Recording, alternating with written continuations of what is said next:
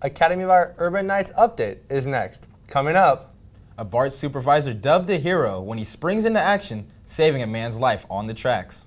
It's a growing trend, employers helping to pay their workers expensive student loans. We'll introduce you to the popular game of spike ball, plus welcoming a new Shake Shack and saying goodbye to a long-time Bay Area eatery. All that and more next on Urban Nights Update.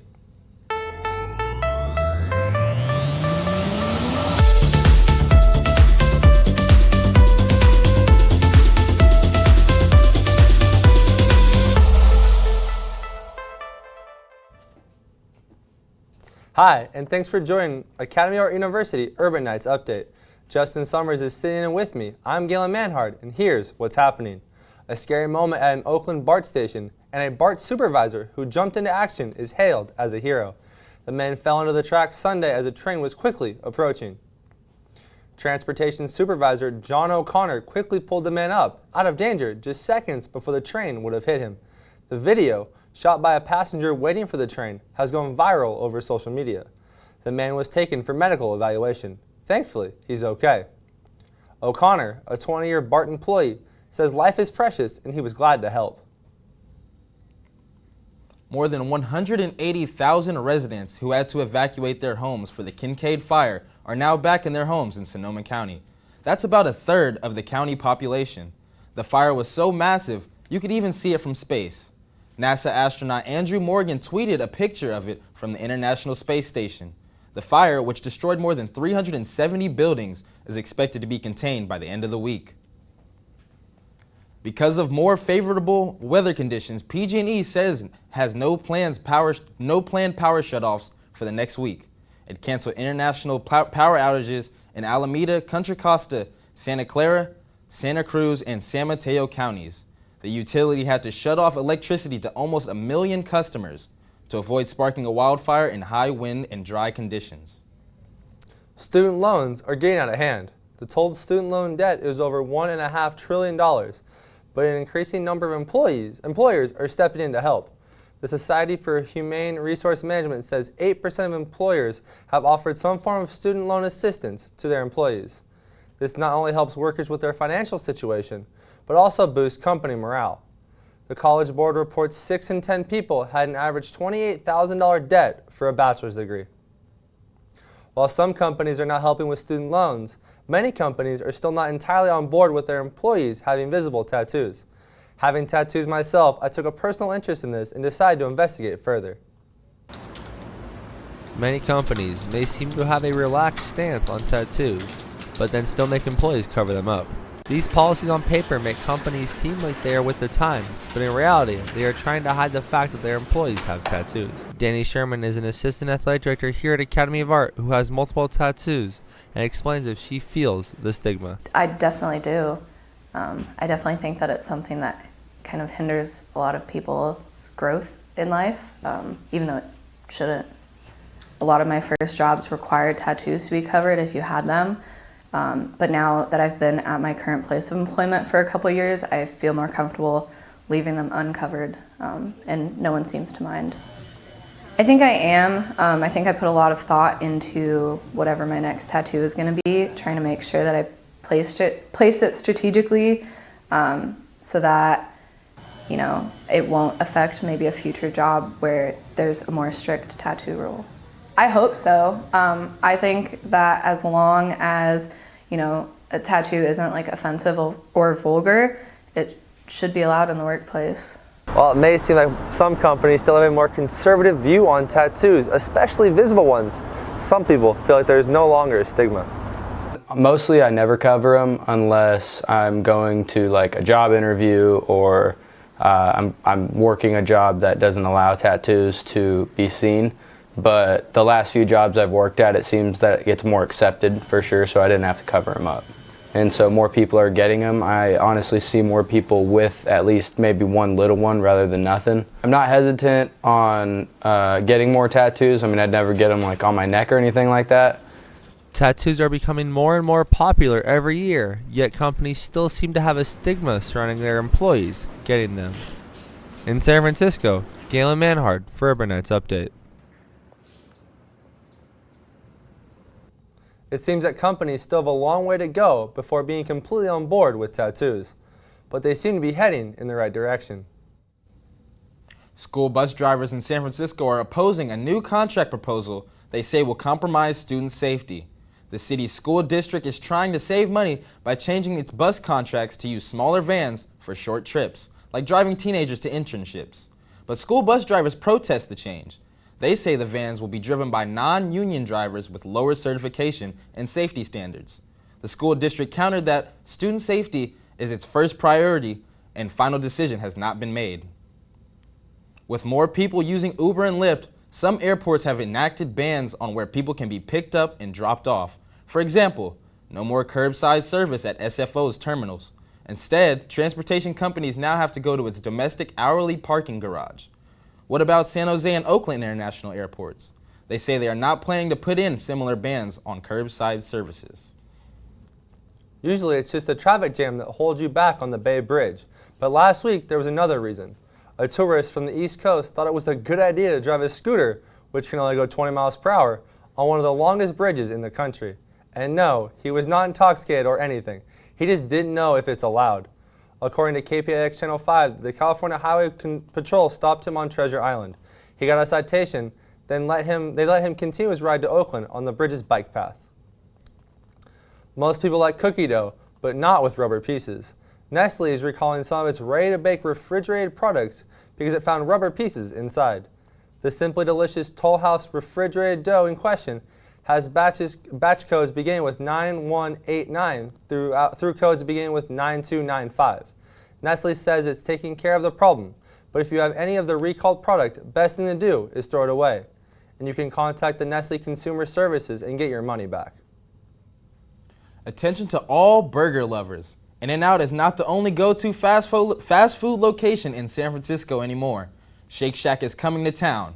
According to the San Francisco Chronicle, the company will open its doors at San Francisco's Westfield Center at 5th and Market Streets next year. This will be the second Shake Shack location in the city. The first one, at the former Real Food Company Fillmore Street in Cow Hollow, has not yet opened. Eating gluten-free is getting more popular, either because people want to try to be healthier or because they have a gluten intolerance. But the diet comes with a cost, as Brooklyn Morera shows us. How does making a healthier choice result into spending more money? Gluten-free food is becoming a trend for people for many reasons, resulting into them purchasing food under the title gluten-free. Unfortunately, that means spending twice the amount of money for a smaller quantity. Chisme is a gluten-free and vegan restaurant on Sutter that provides unlimited options for people who are intolerant of those things. True, a barista, gives all the details. Hi, my name's True. I work for Chisme Cantina, and we sell gluten-free options like our pulled chicken, our skirt steak, our shrimp and our mahi, simply because we want to offer all sorts of people a variety of foods that they want to have and stuff like that, and we try to be more inclusive to people who do have dietary needs like gluten-free or vegan and such. At the same time, we have to look at the other side. According to 3 bakers, facilities have to be careful with cross-contamination. With that possibility, they price their gluten-free products higher due to having the bakery thoroughly cleaned on a regular basis. For the food aspect, gluten-free uses more ingredients to replace the products containing gluten. Bread uses 3 ingredients: flour, water, and yeast. But gluten-free bread holds xanthan gum, sugar, potato starch, and more. More ingredients, higher the cost. Alexa, Academy of Arts sportsman, has been intolerant to gluten for many years. So gluten-free foods being more expensive, I feel like is really unfair for people that are naturally allergic or intolerant to gluten, such as people with celiac disease, and it creates kind of difficulties for people that might not have the ability to have the money to provide those gluten-free foods. But at the same time, I get where it's not necessary to have those gluten-free foods because you can totally make substitutions in your diet where you don't need to have necessarily gluten-free food breads or flours. So you can make some adjustments in your diet so you don't have to have it, but it does create some unfairness. From personally living a gluten-free lifestyle, I can testify the frustration of having to pay more for smaller amounts just because I'm intolerant to an ingredient.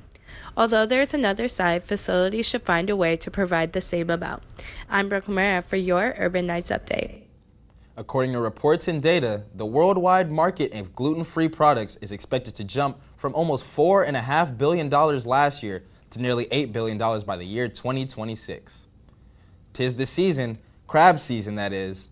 The Dutchess crab sport of fishing season kicked off last week, but that state public health department warned you not to eat the crabs.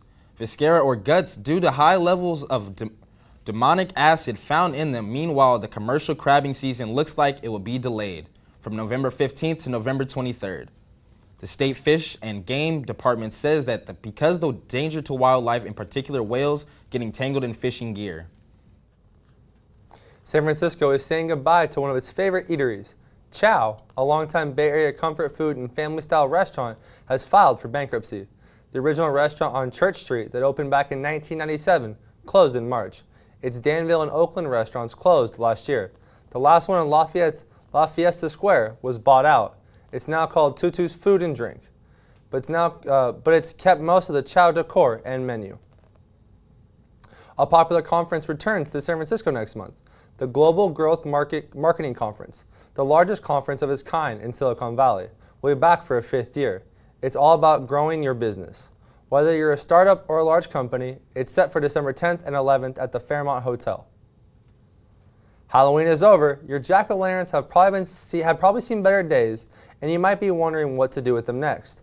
Rather than throw them away, there are some eco-friendly options we hope you consider. Find a place in your yard where you can leave the pumpkin to be eaten by local wildlife, or use it as a compost in your garden by burying it. Many zoos also accept pumpkin donations. The gourds provide a healthy snack for many animals, as well as enriching toys for others. Santa Cruz, that's the ideal summer destination for Californians and tourists alike. As its popularity increases, more and more favorite local spots are becoming crowded. Milo Simpson Bench shows us what makes this place so special after all. Santa Cruz, California, the first original surf city. Known as a beach town, Santa Cruz has a rich history with surfing and skateboarding. It is also known as a summer travel destination for people throughout the Bay Area. Owen grew up here and describes what the subculture is like. Well, I mean, Santa Cruz has always been there. Like, that's just where I grew up. So, you know, you grow up watching Lords of Dogtown, and you just see these guys skating and surfing and fishing and the whole bit, you know. It's just good.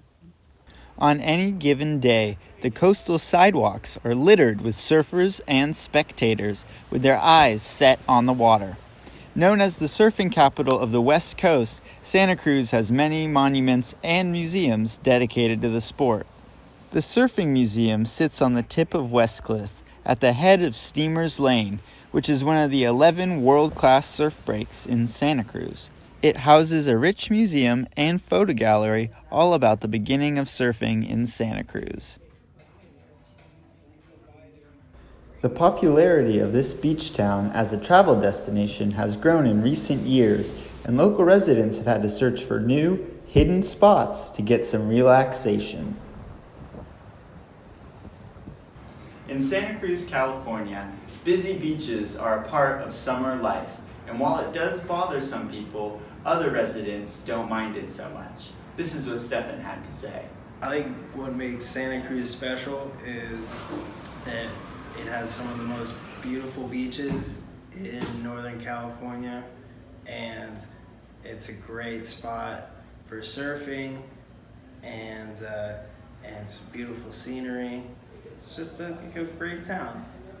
With 4 million tourists a year visiting, it can be hard to keep your beach a secret and off the grid. Santa Cruz is a tourist spot for Californians and out-of-towners alike, in search of a relaxing weekend and a real California experience. Next time you visit, try exploring off the path and discover hidden gems and activities that this town has to offer. In Santa Cruz, I'm Milo Simpson Bint for your Urban Nights Update. According to the Santa Cruz Sentinel, tourism in Santa Cruz County was a $1 billion industry in 2018. The best place to raise a family in California is San Jose. At least that's what one poll says. House Method recently put out a top 10 list of best cities to raise a family, and San Jose emerged as the only city in California to make the list. While the average house price is $1.13 million, the survey says it has one of the lowest crime rates and some of the best public schools in the nation, and a lot of family activities. Number 1 on the list is Overland Park, Kansas. California Street in San Francisco could go from 4 lanes to 3 in the name of safety. The city's municipal transportation agency is considering plans to close 1 lane each way on California Street between Aguilillo and Park and Presidio Boulevards. The transit agency says this stretch alone is responsible for 57 car accidents and 37 muni crashes in the last 5 years. The transit agency says removing 1 lane of California Street will allow it to widen the remaining lanes, making it safer for buses to navigate. Coming up this week in San Francisco is the annual Transgender Film Festival. It started in 1997 as the world's first transgender film festival. Opening night on Thursday features the Bay Area premiere of Trans Fight, a sci-fi film about supernatural trans and queer people in a magical short series. This year's festival takes place from November 7th to November 10th at the Big Roxy Theater here in San Francisco. Nearly 130,000 people are homeless in California, close to 10,000 of them from San Francisco, so local Bay Area musicians are teaming up to create a full-length album released this week called Blanket the Homeless. The music tells the stories and experiences of people living on the streets. The money raised from the album will go towards blankets, hats, socks, food, water, and other hygienic services for the homeless. San Francisco streets aren't the cleanest in the world. In fact, the city's tourism chief, Joe Dell'Alessandro, even admitted that in an interview last year with the Chronicle. Well, a year later, Dell'Alessandro is taking another look, and he says things are improving. There's less garbage and fewer car break-ins than last year. Even though there's still more work to be done, tourism is still thriving. The latest numbers show that nearly 26 million people visited San Francisco, up more than 1% from the year before. So what's it like for a young person coming to the San Francisco Bay Area from another country? For the first time, international students go through a unique experience when they come into the Academy of Art University. Brooke Moreira interviews a student about her experience. Hi, I'm here with Lara Flick, who is originally from Berlin, Germany, and just moved to SF 2 years ago. Thank you for being here. Thank you for having me. Why did you come to America? Well, my initial thought was I wanted to become an actress. And since the German film industry is not as developed as the American film industry, I had the plan of becoming an actress in America. So what was your first initial feeling stepping off that airplane? I was scared. I was terrified. I mean, it was the first time to move to a different culture. I mean, you're moving from a completely different country. You're moving from Europe to moving to America, and you're all alone. You don't have your parents there, you don't have family there, all you have is yourself. So It was scary, but it was exciting. What was the biggest change, if you can name one thing? The biggest change, probably the people. The people have a very different mindset. Back home, people are more timid in a way. They like their privacy, but Americans tend to be very loud and very welcoming. So that was a change, but I liked it. Did it shock you, or where was your ah? Yes, the first at least 2 months I had a culture shock. I was totally shocked by whatever I saw and all the people that I've interacted with. But I've also learned a lot about myself and all the way that I react to those people and how I can adjust to a new culture. You play for, obviously, the women's soccer team. Was that your plan all along, coming from Germany? It was not. I started out in a junior college up in North California, but it was not the right fit for me, so I started doing some research on acting schools that do have an athletic department, and it turns out that the Academy of Art University is the only one in California that does. So I contacted the coach, and eventually that's what led me here. And how is it going for you? Because San Francisco is obviously one of a kind, so what is it like? It's it's an experience. It is very unique here. You have so many diverse people. I think it is a very, very cool city where you can just have different opinions from all these people from around the world, and it really opens up your mind to so many possibilities that you've never really thought about before. So it's been a challenge at some point, but I love it. And you're graduating next year. What is your plan? Are you going back? I'm not 100% sure yet. I'm a person that goes with the flow. I love just taking the challenge, and I'll see what door opens up next, and then I'll just go that way. Unfortunately, that is all the time we have today. Thank you for being here. Thank you for having me. Can't wait to hear what you decide to do, and back to you. Thanks, Brooklyn and Laura. And her first ever marathon, Jocelyn Jepkosky, wins the New York Marathon. She unofficially ran the second fastest time ever by a woman, coming in a little over 2 hours and 22 minutes. She was able to outpace the competition down the stretch and ended up winning by almost a full minute. She beat fellow Kenyan Mary Kitani, who was going for her 5th women's title in the competition. The Golden State Warriors hosted an LGBTQ night last week. The event featured a panel by American soccer star Megan Rapinoe and her girlfriend, WNBA point guard Sue Bird. The couple says fewer male athletes tend to come out compared to female athletes. So it's important to have more LGBTQ nights in order to change the culture and remove the stigma of coming out, especially among male athletes.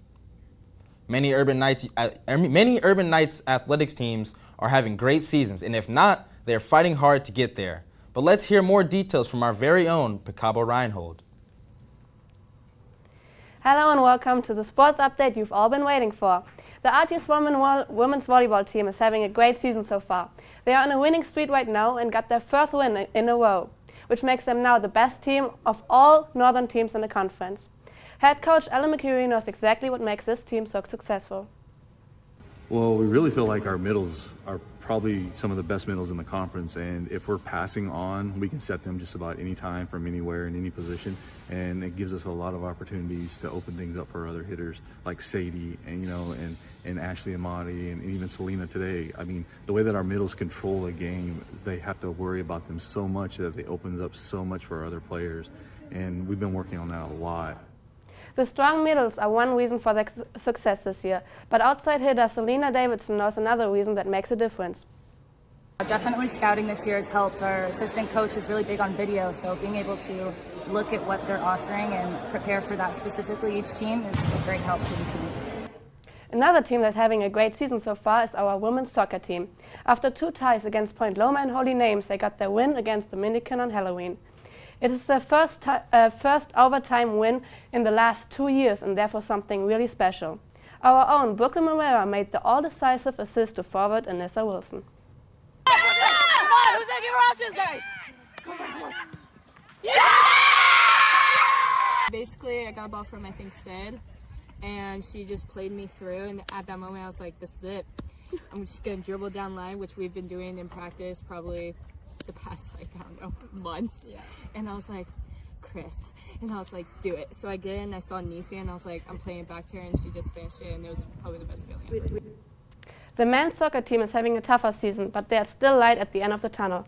After a loss to Holy Names past week, they came back strong and got their first win against St. Catherine with a 1-0. Midfielder Andrew Deans and goalkeeper Davis King feel a specific way about this victory. We've talked so many times about, hey boys, this next game, this is the turning point. This is where we go off and we turn everything that's been happening. And now we really see that turning point and full gas. I think we have a lot of momentum. No breaks there. Yeah, no breaks. Let's go. Yeah. The men's and women's soccer team both had their senior days this past weekend against Fresno Pacific.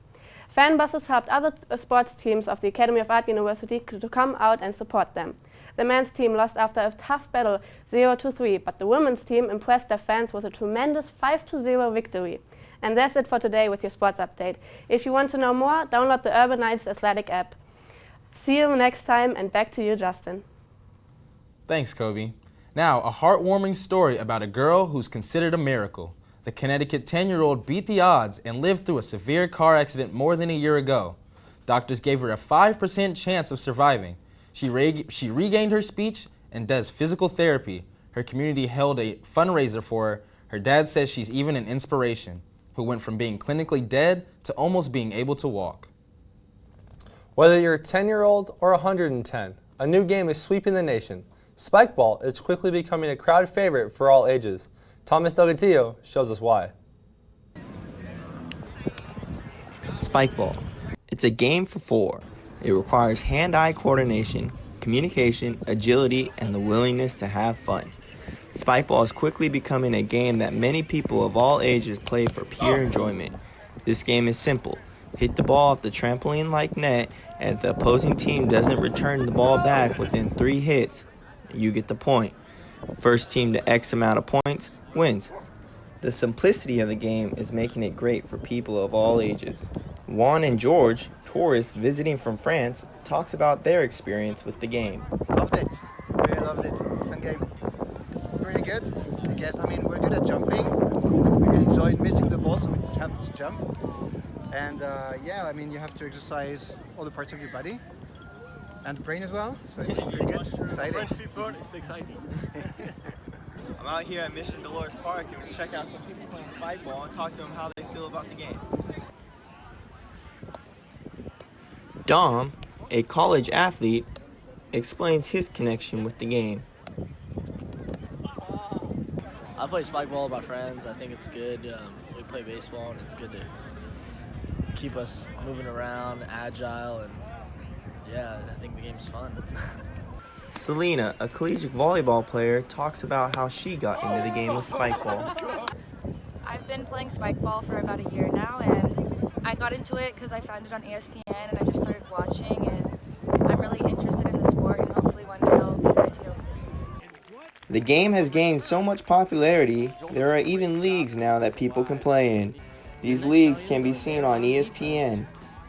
With the future bright for spikeball, who knows what lies ahead for these leagues. As for now, I'm Thomas Delgadillo, reporting from San Francisco. If you're looking to get into the action or watch some competitive games, www.tournaments.spikeball.com for more details. Now it's time to check in with entertainment. For all things happening in film, Milo has more. Hello and welcome to this week's entertainment segment. There are a lot of new movies being released and announced during the month of November, and here are a few.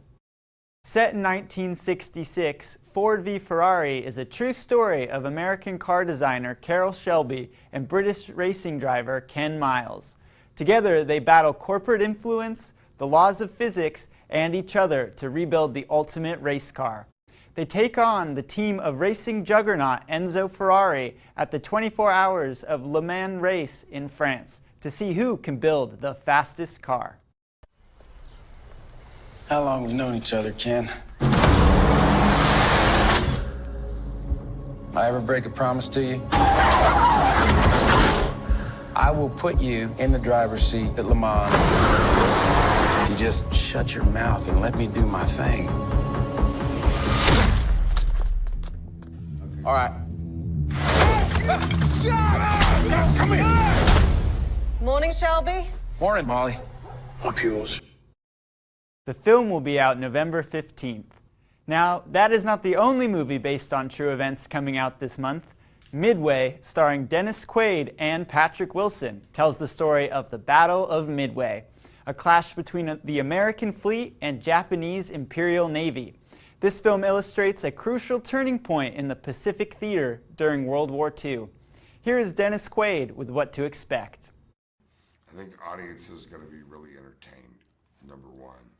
Just, you know, it's a Roland Emmerich movie. He makes your jaw drop, and he makes you jump out of your seat at least a couple of times every film. And it's also just a great story of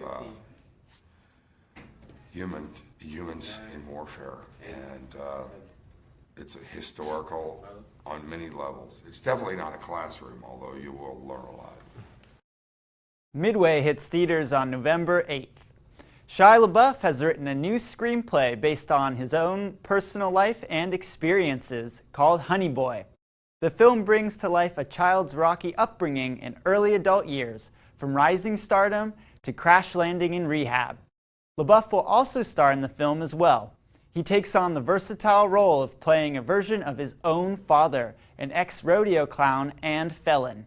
The story follows a traumatized child star turned performer who dares to go and search for himself. I'm your cheerleader, honey boy.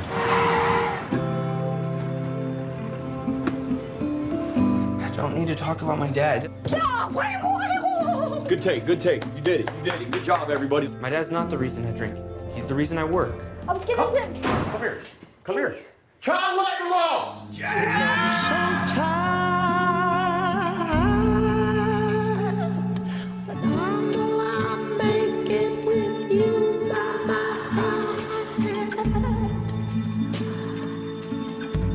You have good instincts. I have good instincts? Yeah, you I got have rodeo good clown instincts, so I could never make it in Hollywood. You could if you started when I did. How do you think it feels to have my son paying me? How do you think that feels? You wouldn't be here if I didn't pay you. Honey Boy is out November 8th. Be sure to visit your local theater to get showtimes and further information on upcoming films. Thank you for tuning in this week to our entertainment segment. I'm Milo Simpson-Bent. Back to you. That's all for this edition of Academy of Art University's Urban Nights Update. For everyone here, thanks for joining us. I'm Galen Manhard. And I'm Justin Summers. See you next time.